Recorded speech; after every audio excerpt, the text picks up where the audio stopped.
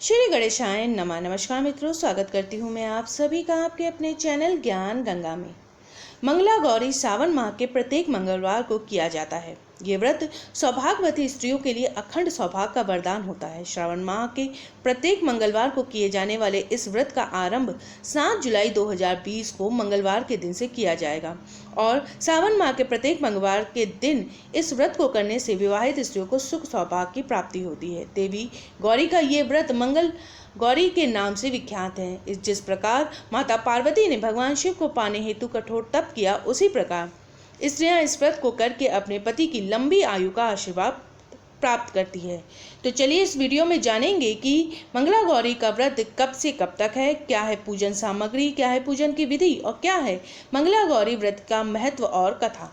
लेकिन वीडियो शुरू करने से पहले अगर आप मेरे चैनल पर नए हैं और अभी तक आपने इसे सब्सक्राइब नहीं किया है तो आगामी व्रत एवं त्योहारों की जानकारी प्राप्त करने के लिए आज ही मेरे चैनल को सब्सक्राइब कर लें। साथ में बेल आइकन को प्रेस कर दें ताकि आपको मेरे वीडियोस के नोटिफिकेशन मिलते रहे। वीडियो अच्छा लगे तो उसे लाइक और शेयर करना बिल्कुल ना भूलें। तो चलिए शुरू कर लेते हैं आज का वीडियो।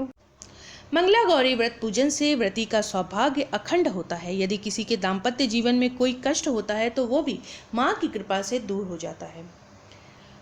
व्रती को देवी माँ जीवन में सुख और शांति का आशीर्वाद देती है। यदि व्रती को संतान प्राप्ति की मनोकामना हो तो ये व्रत करने से उनकी ये मनोकामना भी पूर्ण होती है। देवी पार्वती भक्त से बड़े ही जल्द प्रसन्न हो जाती है। तो चलिए जानते हैं कि श्रावण माह में कब से कब तक है मंगला गौरी का व्रत। चलिए जानते हैं कि मंगला गौरी व्रत की तिथियां कौन सी हैं। प्रथम है 7 जुलाई 2020 को, द्वितीय व्रत है 14 जुलाई 2020 को, तीसरा व्रत है 21 जुलाई 2020 को और चौथा व्रत है 28 जुलाई 2020 को। यानी श्रावण माह में इस बार मंगला गौरी के 4 व्रत हैं। मंगला गौरी के व्रत के लिए आपको निम्न सामग्रियों की आवश्यकता होगी। फल, फूलों की मालाएं, लड्डू, पान, सुपारी, इलायची, लौंग, जीरा, धनिया, सभी वस्तुएं 16 की संख्या में होनी चाहिए।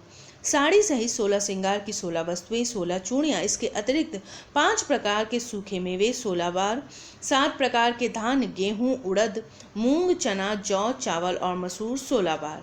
चलिए अब जानते हैं क्या है मंगला गौरी व्रत की पूजन विधि। मंगला गौरी उपवास रखने के लिए व्रती को सुबह स्नान आदि कर व्रत का प्रारंभ करना चाहिए। एक चौकी पर सफेद लाल कपड़ा बिछाना चाहिए। चौकी के एक तरफ चावल और फूल रखकर गणेश जी की स्थापना की जाती है।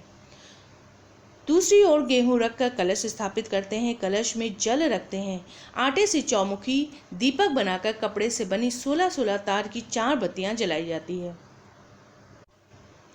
सबसे पहले श्री गणेश जी का पूजन किया जाता है। पूजन में श्री गणेश पर जल, रोली, मौली, चंदन, सिंदूर, सुपारी, लौंग, पान, चावल, धूप, फूल, इलायची, बेलपत्र, फल, मेवा आदि और दक्षिणा चढ़ाते हैं। इसके पश्चात कलश का पूजन भी श्री गणेश जी की पूजा के समान ही किया जाता है। फिर 9 ग्रहों तथा 16 माताओं की पूजा की जाती है। चढ़ाई गई सभी सामग्री ब्राह्मणों को दे दी जाती है। मंगला गौरी की प्रतिमा को जल, दूध, दही से स्नान कराया जाता है। वस्त्र आदि पहनाकर रोली, चंदन, सिंदूर, मेहंदी व काजल लगाते हैं। श्रृंगार की 16 वस्तुओं से माता को सजाया जाता है। 16 प्रकार के फूल, पत्ते, माला चढ़ाते हैं। फिर मेवे, सुपारी, लौंग, मेहंदी, शीशा, कंघी व चूड़ियाँ चढ़ाते हैं। अंत में मंगला गौरी व्रत की कथा सुनी जाती है। कथा सुनने के बाद विवाहित महिलाएं अपनी सास तथा ननद को 16 लड्डू देती हैं। इसके बाद वे यही प्रसाद ब्राह्मण को भी देती हैं।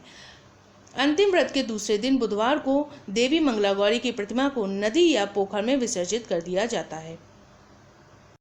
चलिए अब सुनते हैं मंगला गौरी व्रत कथा। प्राचीन काल में एक नगर में धर्मपाल नामक एक सेठ अपनी पत्नी के साथ सुखपूर्वक जीवन यापन कर रहा होता है। उसके जीवन में उसे धन वैभव की कोई कमी नहीं थी, किंतु उसे केवल एक ही बात सताती थी जो उसके दुख का कारण बनती थी कि उसके कोई संतान नहीं थी, जिसके लिए वह खूब पूजा पाठ और दान पुण्य भी किया करता था। उसके इस अच्छे कार्यों से प्रसन्न हो भगवान की कृपा से उसे एक पुत्र प्राप्त हुआ, लेकिन पुत्र की आयु अधिक नहीं थी। ज्योतिषियों के अनुसार उसका पुत्र 16वें वर्ष में सर्प के डसने से मृत्यु का ग्रास बन जाएगा।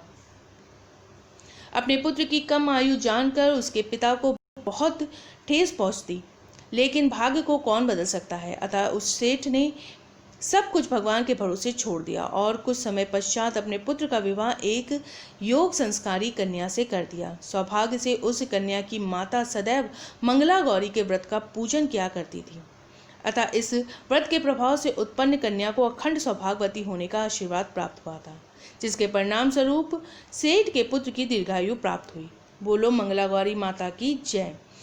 तो ये थी जानकारी मंगला गौरी व्रत की। मेरे वीडियो में अंत तक बने रहने के लिए आपका बहुत बहुत धन्यवाद। फिर मिलेंगे किसी नए वीडियो के साथ।